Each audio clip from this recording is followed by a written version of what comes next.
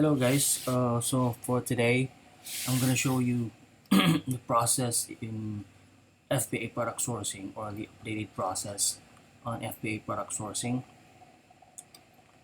Okay, so let's go to listing checklist or criteria. So first, estimated unit share per month. Um, how do we get this? Estimated sales unit share per month is estimated monthly sales divided by number of competitive FBA sellers. Okay, so I put it right here. The competitive FBA sellers. We're gonna base from 2%. Okay, now let's go to the sheet.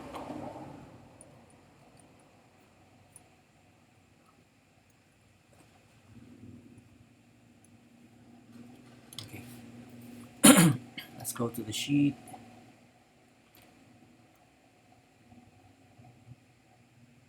So in this column right here, this is the estimated monthly sales of this item.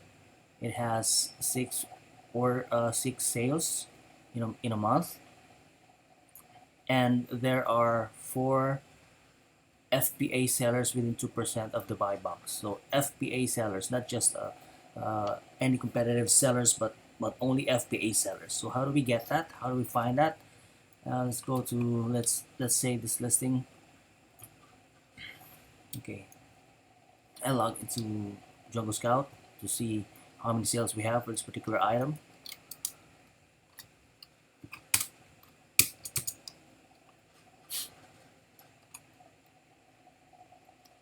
Okay, so yeah, it says 40. It says 40. Wait a minute. Variation. Let me check if I have variation here.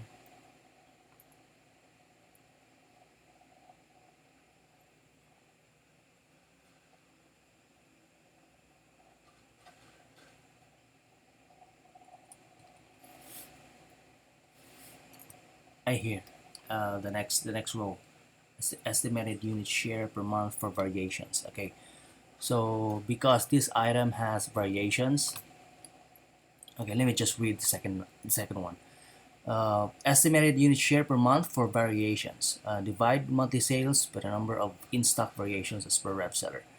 Divide the monthly sales by the number of in-stock variations as per rev seller. Okay, so we have to, like, this is 40 sales per month, and then we need to divide how many in-stock variations as per rev seller. So it shows here 7. So 40 divided by 7, so that's 6. Rounded up to 6, it's 5.7. So round it up to 6. So there will be 6 sales per month per variation in this particular item. So 6. Let's go back to this one. Unit share per month. We divide 6 divided by the number of competitive FBA sellers, including us. We base on 2%. Okay. Let's just say I'll put it here on the third. Okay. Put it there.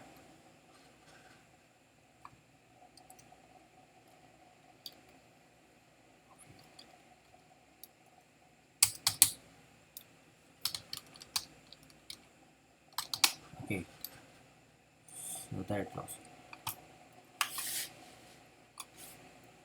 Let's go back to the listing. It says 6. So hover here on this thing right here. I'll close FBA. So we'll look for 2%. Okay. I can't hover on 2%. So here, FBA offers within blank percentage of the low FBA offer.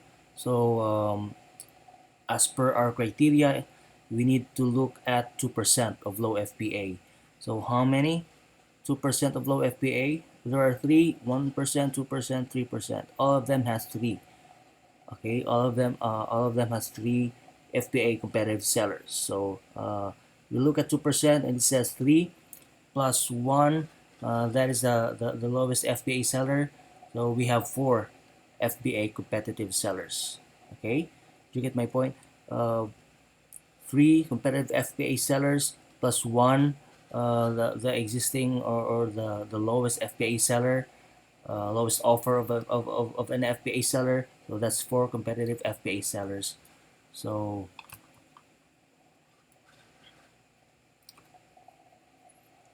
for 4, let me check on this one. So 4, okay, 4 competitive FBA sellers. We've seen there 3 plus 1 FBA seller. That's the lowest or the buy box FBA seller, and then plus 1. If you see if you can see on the formula or the equation here, it shows here plus 1. Why is there plus 1? Because that's us. That's including us. So let's go back to the listing checklist. It says here uh, estimated monthly sales divided by the number of competitive FBA sellers, including us. Okay, that's why we have here in our formula, in our sheet, there is plus 1.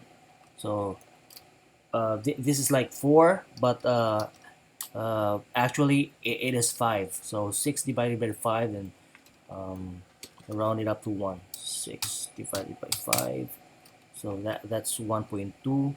So round it off, that will be 1 unit share per month. Okay, so that's how you get the estimated unit share per month of a listing.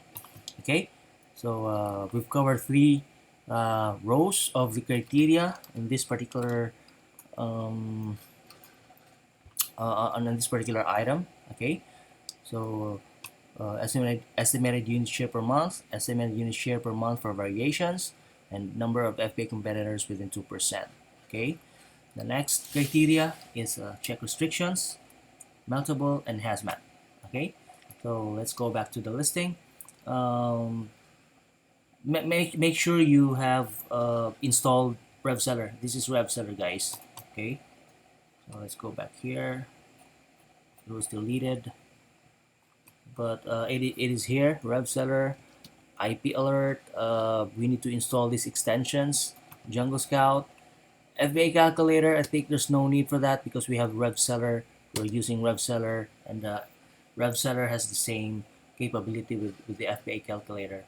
Only that RevSeller is like a one-stop shop because it has like everything that we need to know in here, not just the FBA calculator, not just the calculator, but everything we need to know. Like we have here the sales rank, we have here the 90 days average, we have here the percentage of the sales rank.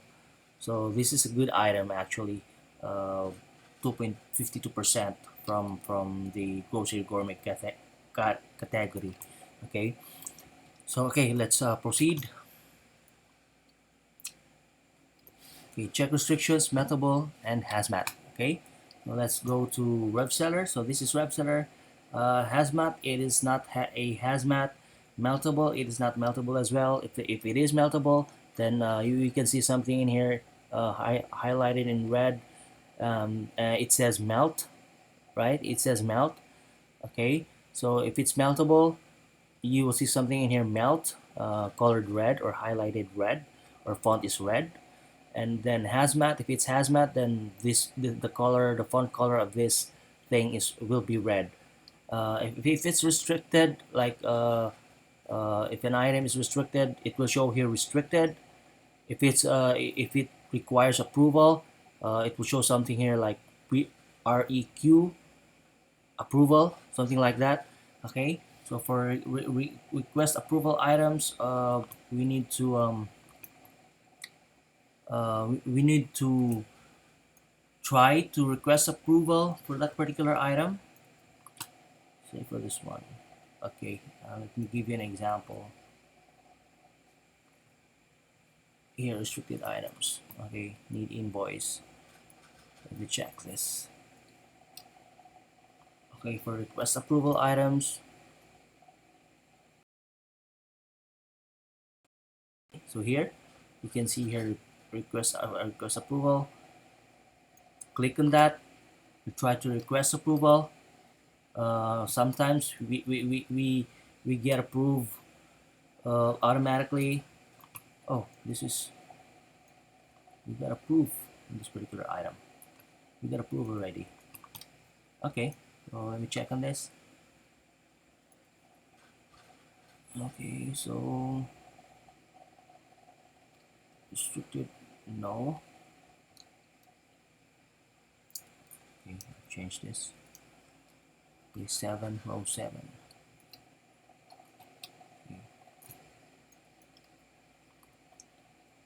Okay, so this is an example. Okay, uh, I think before I tried to request approval for this particular item, and I haven't noticed probably that it got approved. Okay, so yeah, it got approved. I try to click this, and then I clicked on something like request approval, apply. Oh, sorry, this is not. This is request approval or apply to sell for the new category. For a collectible, then you can sell, apply to sell. Oh yeah, okay. So collectible we can sell, but we're not selling collectible items. For new items, then we need to request approval for this item. Sometimes it will get approved automatically or immediately, but in this case, we need to supply a purchase invoice for these type items, and unfortunately, when we're sourcing from retail stores, uh, Amazon won't accept those invoices from those retail stores. Okay, so if items that require approval and we're not yet approved, so we need to source these type items from wholesale suppliers. Okay, so we need I put here something here for request approval items. Please source from wholesale suppliers only. Make sure we can buy at least 10 for these type items, and when there's an option to submit an invoice, tag them as need invoice on the sheet. Okay, so say for example this item is sourced from wholesale. Okay, but actually this is not from wholesale, this is from retail. So if, say for example, if this item was sourced from wholesale, and it says here that they need a purchase invoice for these type items, um, we need to put there on our sheet.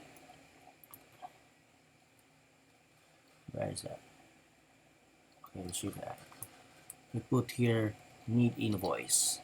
Okay, need invoice, and then someone will review this one and probably purchase from wholesale suppliers. And once we get the invoice, we will send it to Amazon, and then we will get approved for those type of items or categories. Okay, so unfortunately this item is not sourced from wholesale. uh, I mean, I've tried sourcing from wholesale, uh, that has a match, on this particular item, but there's no luck. Okay, so let's proceed to the next criteria. So that's it for the restrictions, meltable, and hazmat. Okay, so I'll read this again. Check if the item is ungated on the store. Check Rev Seller under restrictions, or go to Amazon Seller Central. Add a product, enter the ASIN, select condition. It should be new, and you should see a button sell this product. So just like this one. Okay, just like this one, sell new. Okay, so that means this is ungated, or we can sell this item.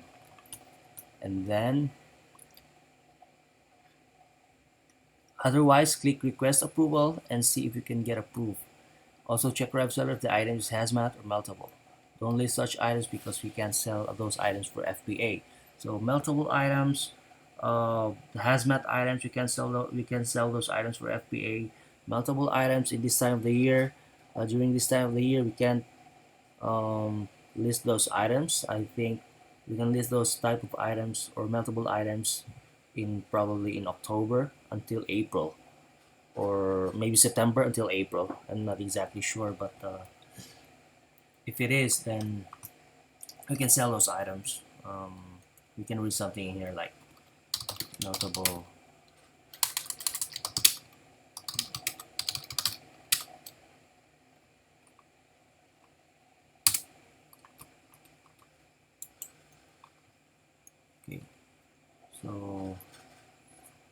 Let's check what time or what here. Okay, April 15 to October 15 is marked unfulfillable. So October 16 to 14, then we can sell those type of items. Amazon can fulfill those meltable items during this time, October 16 until April 14. Okay, so that's it. Okay, let's proceed. Place in line, we should be either the lowest or we can match the buy box price or the lowest price FBA. Let me add this one.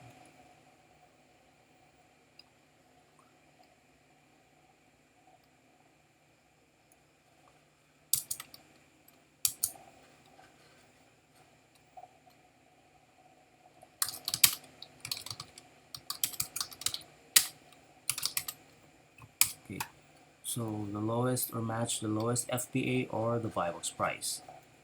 Okay, so I think that's self-explanatory. So usually I look in here 1950. So this is the lowest FBA price 1950, or we can click in here and you can see the lowest FBA price or the buy box price. Okay, so that's 1899. This is not an FBA. Here's the FBA 1950. So that's the price for the FBA or the lowest FBA seller.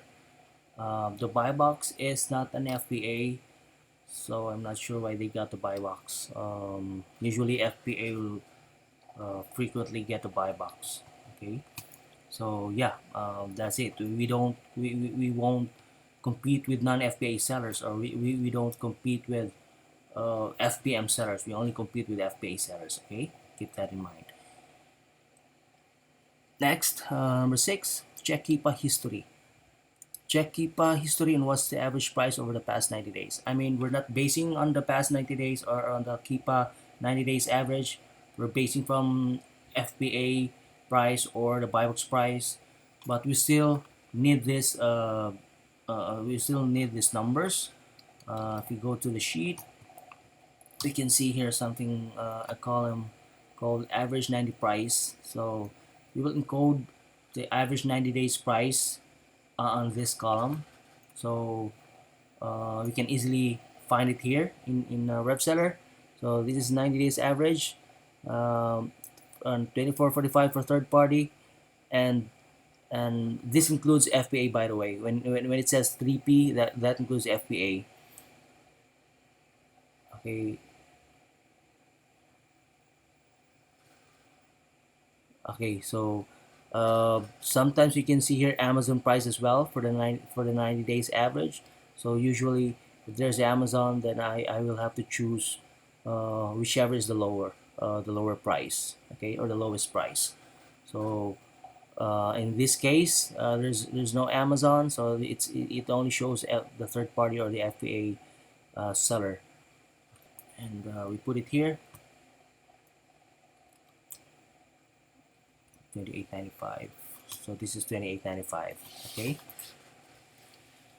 so that's it for the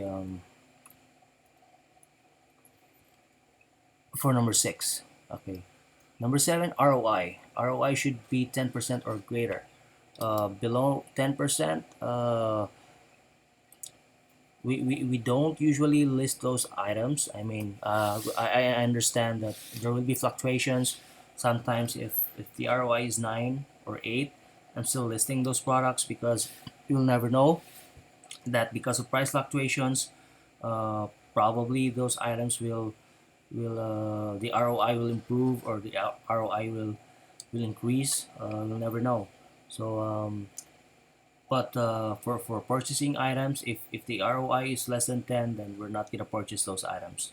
Okay, so FBA referral fees percentage. Okay, by default the FBA referral fee on our sheet is 15%.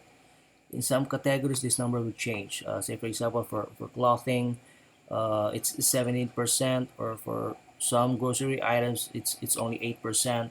So we need to change this. On our sheet we've changed the formula for the FBA referral fee. Okay, before we're just putting here 15%, but because we have a lot of items that are more than 15% or less than 15%. So we added this column, the FBA referral fee percentage, and then the formula in this column will be basing from this column, FBA referral fee percentage. So U217, that's 15% times I217, that's the I217, that's the price, the buy box price, and then we will get this number, the FBA referral fee from those numbers. Okay, so that's it. Okay, let's go back to, okay, so how do we do this? We need to identify what is the percentage of the FBA referral fee. So let's go to the listing. Let's go here, hover your mouse on this thing here, okay, and then you will see here, okay, referral fee is 15%. Sometimes you will see 17% or 20%.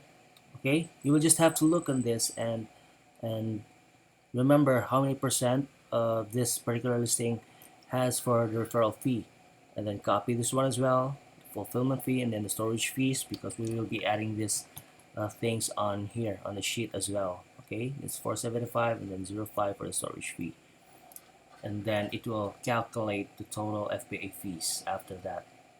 Okay, so next, if Amazon is the buy box seller. Okay, if Amazon is the lowest or the buy box, check keep a graph if Amazon is more than 50% in stock for 90 days. Okay, if it is in stock for 90 days, more than 50%, I suggest we don't list those type of items. We don't want to compete with Amazon. Okay, so where do we see that? Okay, say for example this one. So see, this is like 90% of the time in the past 90 days, Amazon is there.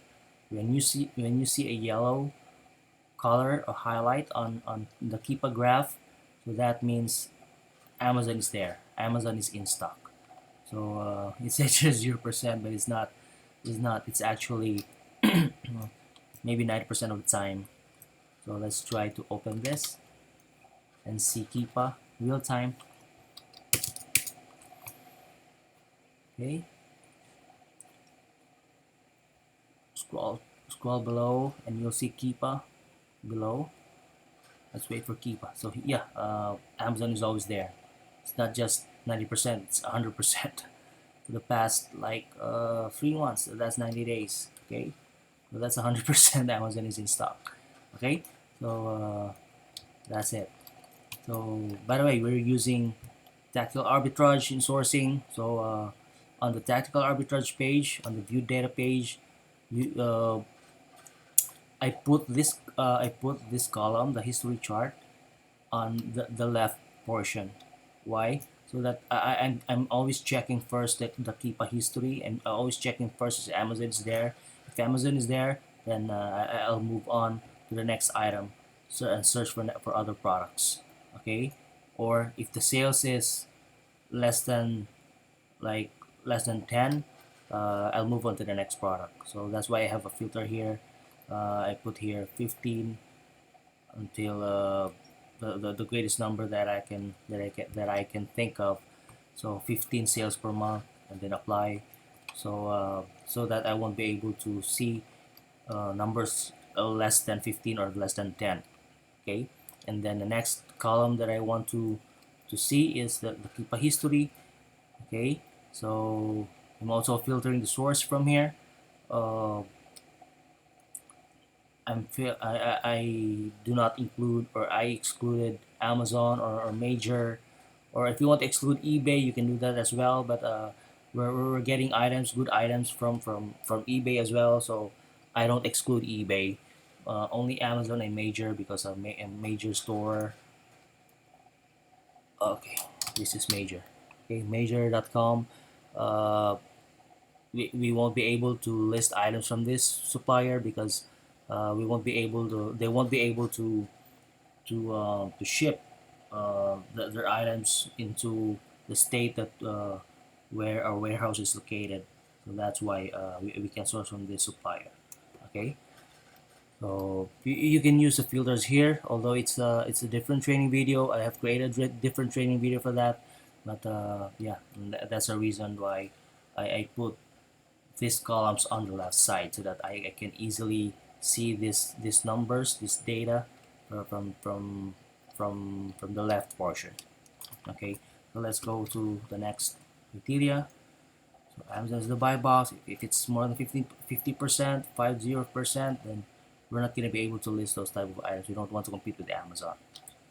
Okay, number 10, perform due diligence. So check title, description, image, make sure the listing is the correct match.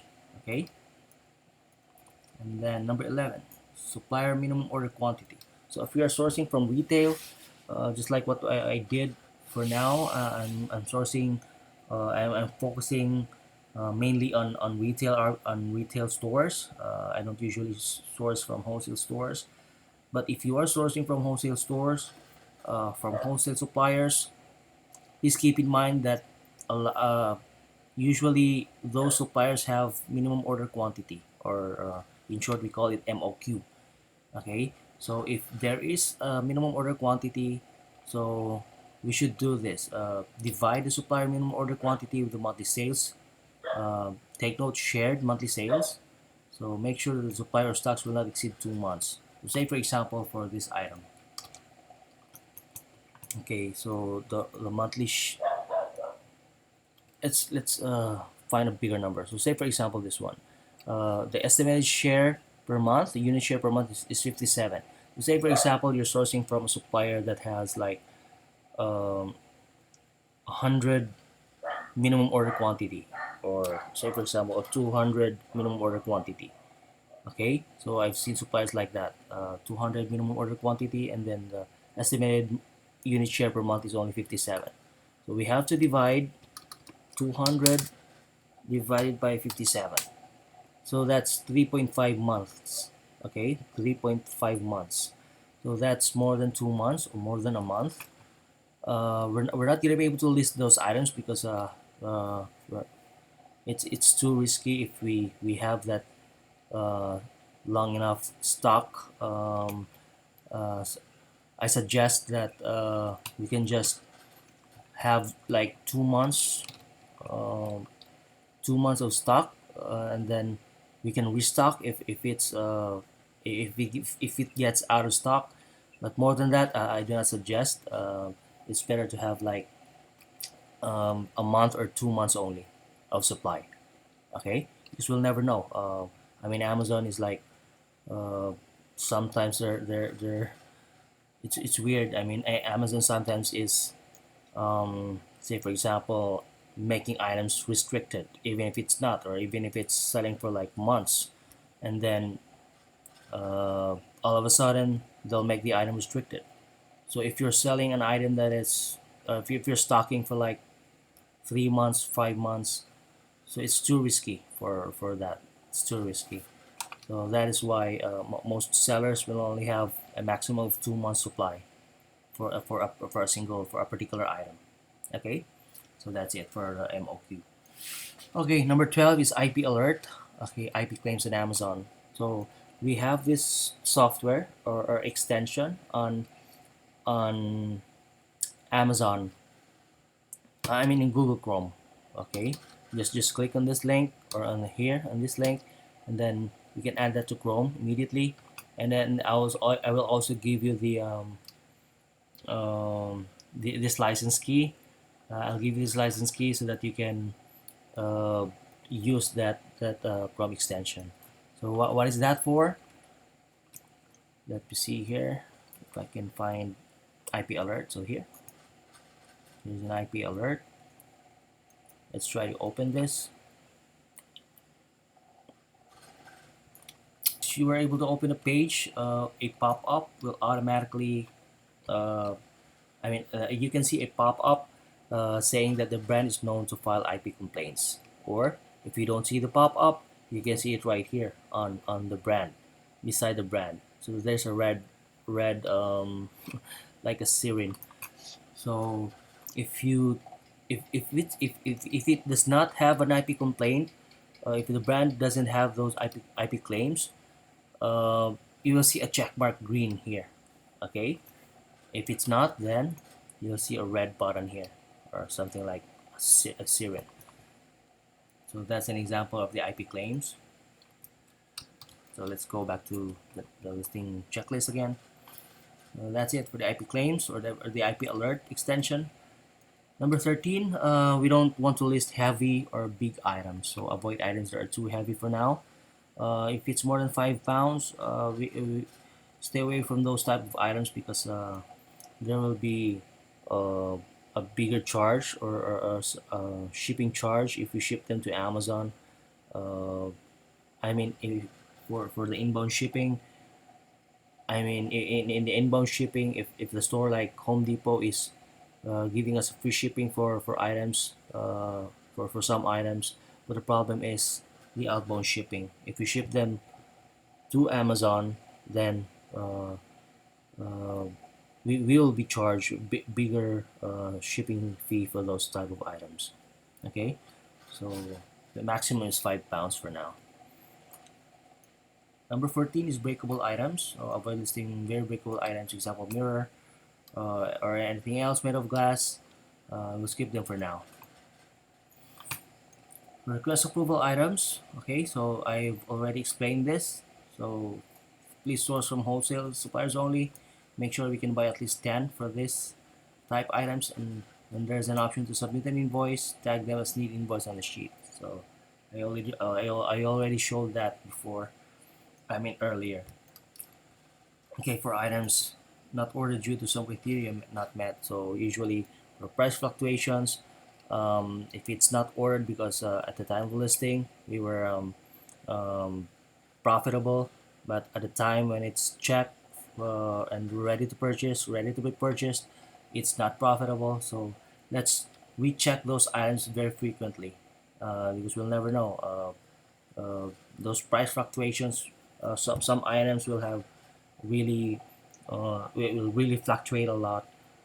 So we need to check those items very frequently. So I suggest or I advise maybe once or twice a week. We'll go back to those items and see if they can be reordered or they can be purchased.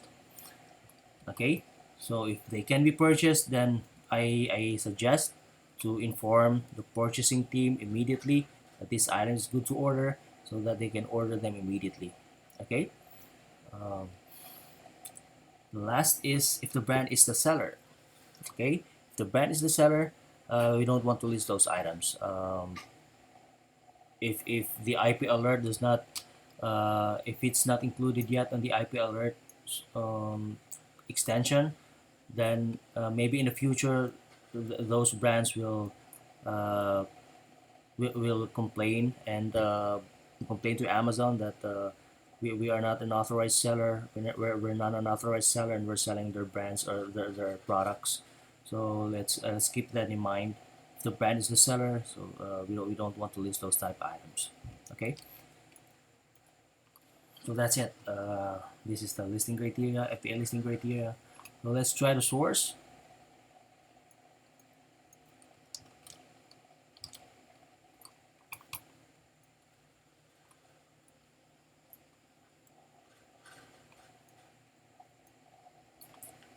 Okay, by the way, we have also updated the calculator here. Um, the calculation is we've copied the calculation based on our repricer, which is Aura. So the calculation here should be the same with Aura, and this profit calculator here should be the same with RevSeller.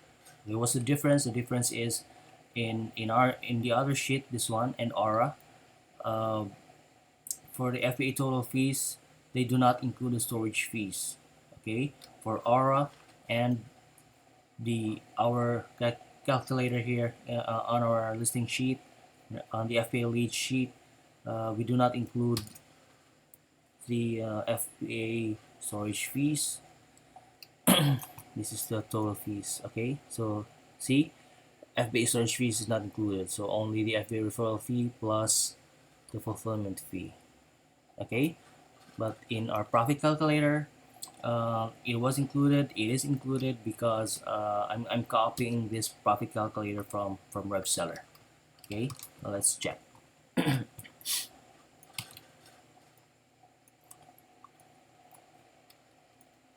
Say for example this one.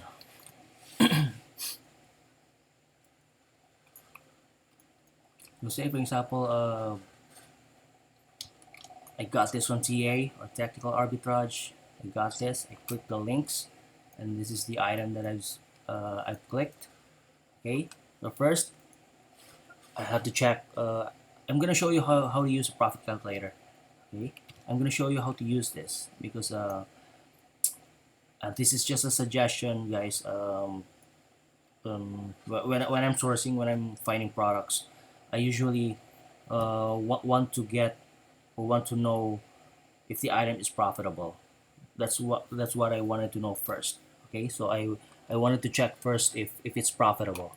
So that's why I made this profit calculator.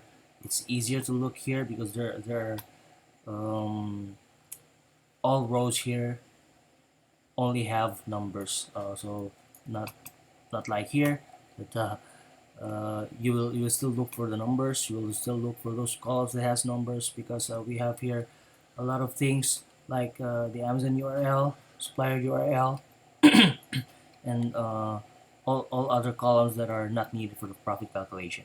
Okay, so that's why I'm usually using this profit calculator for me to easily get the profit and see if it's profitable or not. Okay, so let's try to see this. 1848. Let's go back. Let's go to the Amazon page. So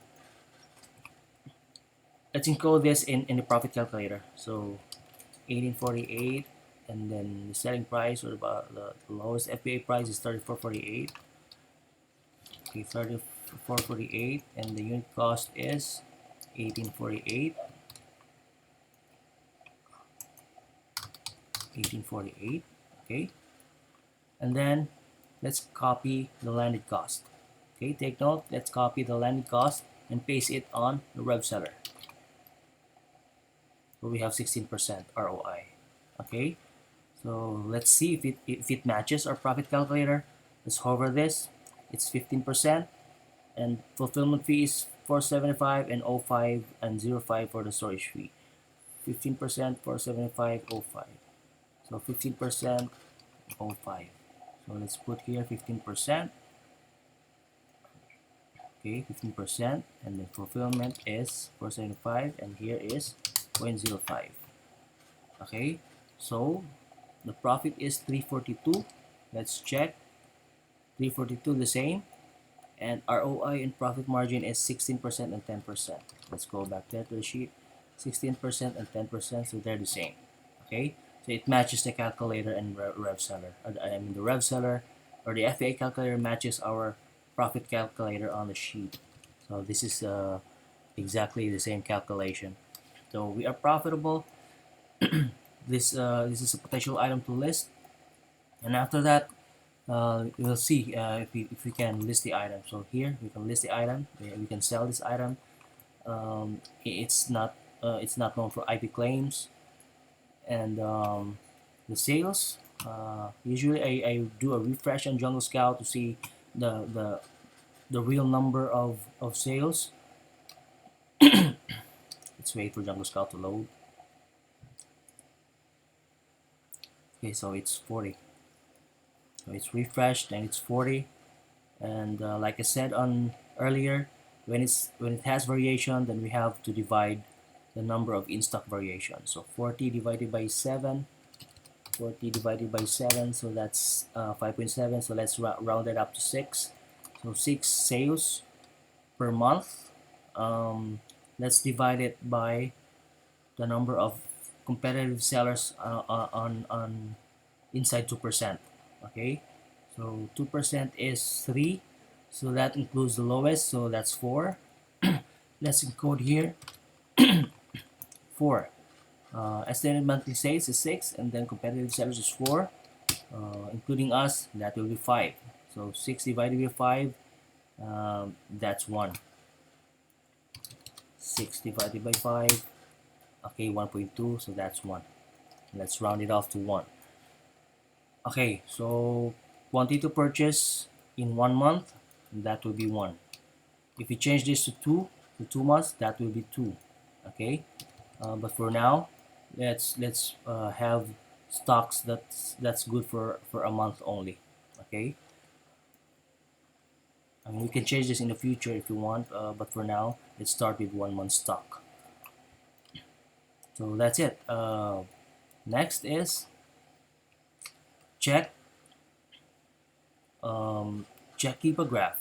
Check if there's Amazon. If Amazon is in stock for more than 50% in the past 90 days or 3 months. But usually, like I said, in tactical arbitrage, you can see immediately here on the left portion, the left part of tactical arbitrage on the history chart. We can see immediately here. Okay, and then we can double check here on the Amazon page itself, and so Amazon is not there, so this is good listing. Okay, and the last thing is I'm gonna check if it's an exact match.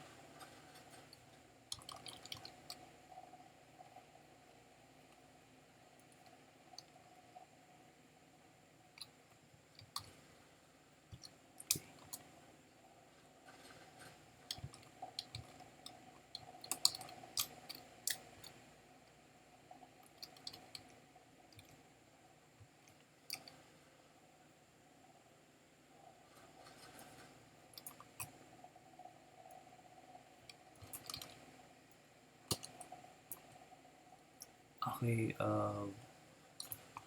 so what I did, I'm used pearls. I'm using pearls. I've copied the text or the details here on the supplier page, and then paste it on pearls. But first, I have uh, I put a comma on every word, on every term. Okay, I put a comma so the pros can read them. So yeah, 24K is there. There's check here if it's 7 ounce. It's 7 ounce here as well. It's whole bean coffee. It's a pack of one. So it looks like an exact match. Okay, description is okay. Okay, and after that I'll have to check the image.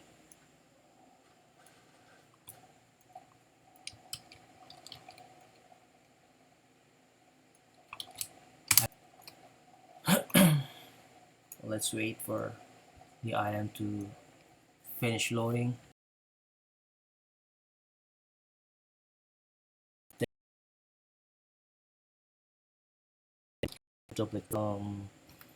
I mean, it's a long process. I can say it's a long process. Not really long, but it's a long process. Just like your listing games as well. The IP alerts, web extension, and then let's encode the Amazon URL. Biox price is 34.48. Okay, 34.48, and let's put here the unit cost. Shipping is 0. Shipping is 0 because we will be for this item we're only purchasing one item, so there should be shipping here. There will be shipping. The shipping is 599. But anyway, I mean, the purchasing team can can have a workaround for this. They can uh, probably order or include this order in on another order, Walmart order, so that they can get free shipping. So yeah, they can do that as well. Okay, so for this item, it's only one. We can order only one. Let's say for example this item as well. How many orders for this? One as well. Okay, so one order for this, one order for this. So that's like, so it's still less than 35.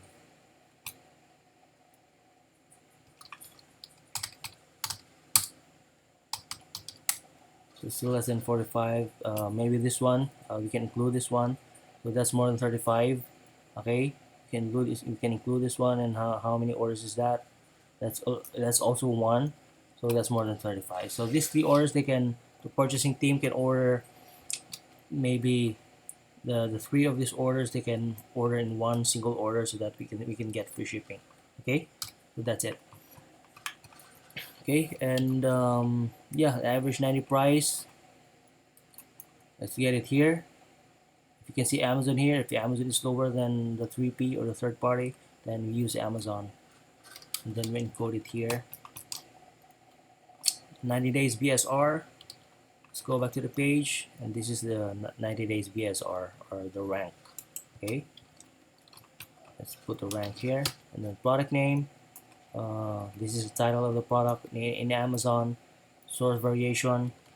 Source variation, there is no source variation, but I wanted to put the variation as well on Amazon if there is. Okay, the category, so grocery and gourmet, that's the category here in RevSeller. Let's put it here. And the brand is Line Coffee. Okay, and then we've already encoded this in the profit calculator. So let's just transfer it here. 15%. This is automated. 475. Let's copy it from the profit calculator. And the storage fees. Estimated sales 6, and then 4. That's the competitive sellers. Estimated unit share per month is 1. Prep fee, it will always be 1.10, and the outbound shipping will always be 0.4. Or I mean, there will be times that it's maybe 0.5. But this number, I think, is enough. Okay, COGS without shipping. So this is just the landing cost, but this number doesn't have the shipping, the inbound and the outbound shipping. Okay, the shipping column. This is we've added the outbound shipping and the inbound shipping. Inbound shipping is the supplier shipping. Okay. So the landed cost is the total cost. Please don't be confused with that. Landed cost is the total cost, and then we don't usually look at these numbers because we will look at the ROI and the profit. Okay, so these numbers, if it's above 10%, then it's good to go. And then the minimum, we're using this for repricing. When we started, we've used repricing manually those items that are already in Amazon Seller Central, or active in Amazon Seller Central. Okay, but for right now we're using a software, so the software will be the one to do it, and we're not going to be repricing them manually for now. Okay, so that's it. The purchasing team will be the one to recheck these listings, and then if it's good to order, then they'll order this one, and if it's good to order, if it's not canceled, or there's no problem with the order, then they'll be the one to list this to Amazon Seller Central. Okay, so for this one, I'll create another training video for this, because it's gonna be a long video if I still include that process. So I'm gonna make another video for that. Okay, so that's it, guys. If you have any questions, just feel free to ask me, or ping me on Slack or Teamwork. Okay, thank you, guys.